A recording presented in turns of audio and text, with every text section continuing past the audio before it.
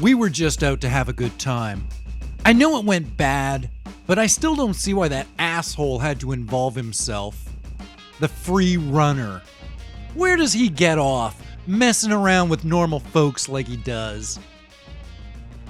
I think he's a piece of shit, and he should leave people alone. Our whole night started with a bunch of us going out clubbing, but I guess it all got kicked off by what happened with Doug and the goth kid. Doug was an okay guy. We went to high school together, class of 2010, but lately, he'd started taking these weird new steroids, one of those sci-fi metahuman drugs you hear about in the news. I don't know how he was getting them, he just knew a guy who knew a guy, that sort of thing. All I knew was that the dude had put on like 40 pounds of solid muscle in less than a month.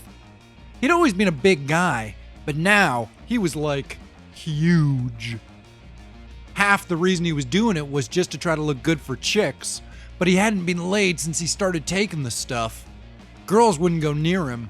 Personally, I think the stuff was fucking with his body chemistry, causing him to give off this weird vibe, like his sweat smelled angry or crazy or something. And then there was just how he carried himself, like he was at war with the world. Nobody would go near him, and it was messing with his head. So he kept taking more of the drugs and getting more jacked, and people kept getting more freaked out and giving him more space, and the whole cycle just kept getting more and more intense. Body dysmorphia, I think they call it. When you can't see yourself for how you really look. I think that's what Doug was going through. He was mutating himself on those drugs. Before, he'd been a big weightlifting dude. Now, he looked like a cartoon monster, the sort of thing you'd expect to see dragging cars off into the swamp.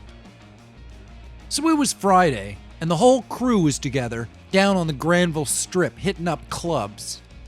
There was me, Jeremy, Tony, their girlfriends, and then I guess Terry and Larry, who had both hooked up with these Lebanese tourists. And then Doug. And Doug is pissed. He's had too much to drink and he's clearly real angry, and he's looking for somewhere to put that anger. It was a nice night, so the streets weren't crowded, but there was like a good bunch of people out. All the clubs and bars up and down the street were pretty packed, and there was a few dozen dudes and chicks hanging out in little clusters on the street, smoking cigarettes and fucking around on their phones. Pre-COVID. Remember what that used to be like? So it's like a little after 1 a.m, and we're trying to decide where we're going next, or like if we need a cab. And then Jeremy, he sees this little goth kid coming up the way. And if there's one thing you should know about Jeremy, it's that he hates those little goth kids. All that emo shit. And then his girlfriend, Heather, she sees it too. And she starts nudging Jeremy, like with her elbow. And she's giggling. And then Jeremy starts laughing too. And the goth, he knows they're laughing at him. But you can see that he tries to pretend like he's ignoring them. Probably just rushing home so he can cry alone in his room while he blogs about it. That's what his type like anyway. It's not even cruel to do it to him. A bit of public abuse and humiliation, it helps them to feel special. So Jeremy and Heather are laughing, and Doug asks them what's so funny, and without even pausing to think, Heather points at the goth kid and says to Doug, "That dude said he could kick your ass." And Doug, he's beyond irony right now. He just hears that and something snaps inside him. Jeremy sees that Doug is ready to go off, and he decides he's gonna push Doug just a little bit more. He says, "Yeah, man, that goth just said he could demolish you."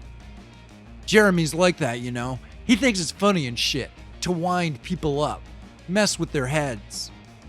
Doug turns around, and in like 3 strides, he's caught up to the goth. And the goth, he's got his back to us, so he doesn't even know what's happening. Just one moment, he's skulking away, and the next, he's flying through the air like a football and bouncing off the side of a hot dog stand. I don't think he was hurt too bad. He was up and limping away pretty quick. I heard later he had like a concussion and a broken shoulder. Whatever. That was nothing compared to what happened next.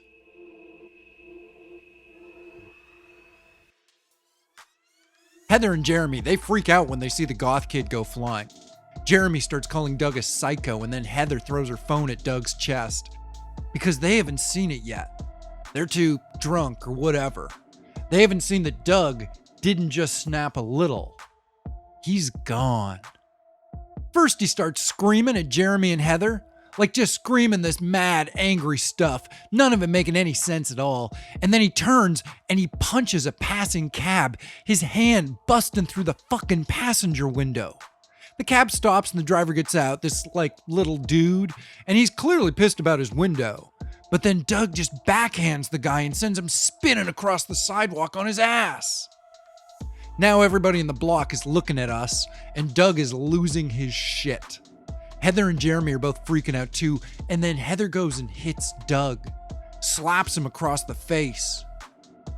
So that's when Doug grabbed her arm and snapped it.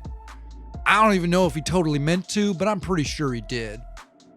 She screams. Jeremy full on takes a swing at Doug, but Doug doesn't even seem to notice. He lets go of Heather and she takes off. She fucking ran all the way to the hospital, I heard later. Jeremy takes another swing at Doug and Doug just lets him.